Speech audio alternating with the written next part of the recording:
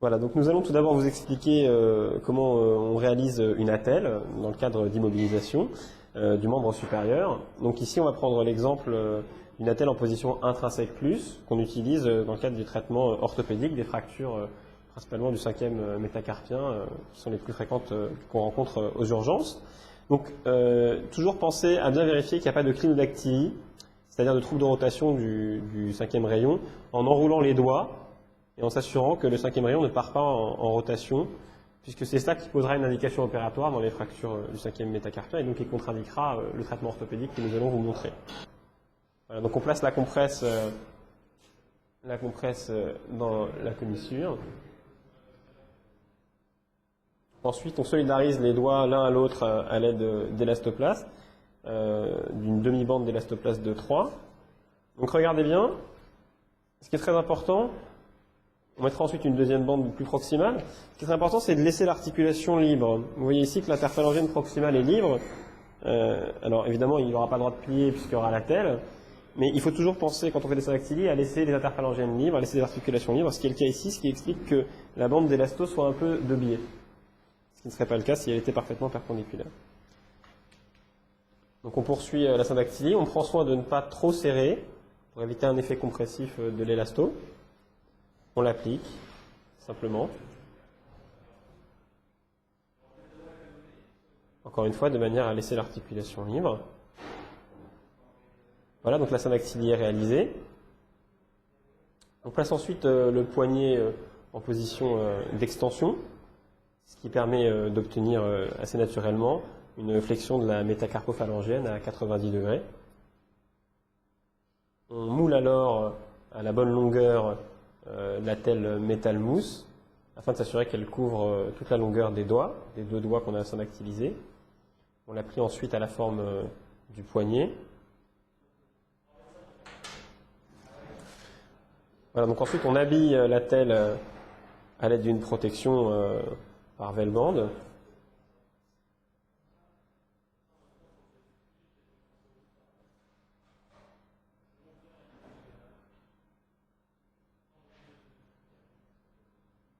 Il ne faut pas hésiter à être généreux avec la velbande. L'attelle peut être assez contendante pour la main du malade. Voilà, donc on a une attelle qui est bien habillée, qui s'applique harmonieusement sur la main et sur l'avant-bras. Là, vous voyez qu'on prend soin de garder toujours visible le bout des doigts, qu'on va dégager, voilà, pour s'assurer tout simplement qu'ils ont une bonne coloration et que notre élasto ne fait pas effet garrot, ce qui est très important.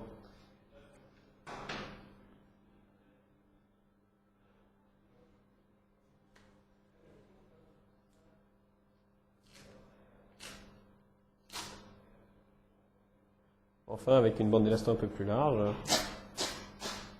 on maintient le tout, toujours en le posant et sans le serrer, en tout cas sans trop le serrer pour éviter d'effet garrot.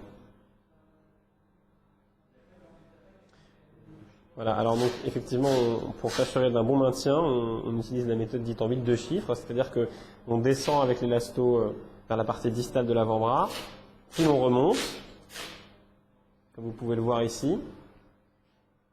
Donc là on descend, ensuite on va remonter vers la partie proximale, ce qui permet deux choses. Vous voyez qu'on a cet aspect de descente, puis de montée, puis de descente, ce qui permet deux choses, ce qui permet un maintien optimal, et ce qui permet également d'éviter, encore une fois, l'effet de vidange du membre. C'est moins vulnérant et c'est moins compressif.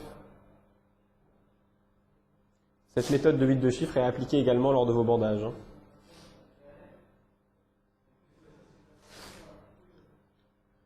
Ensuite, on solidarise l'attelle à la main.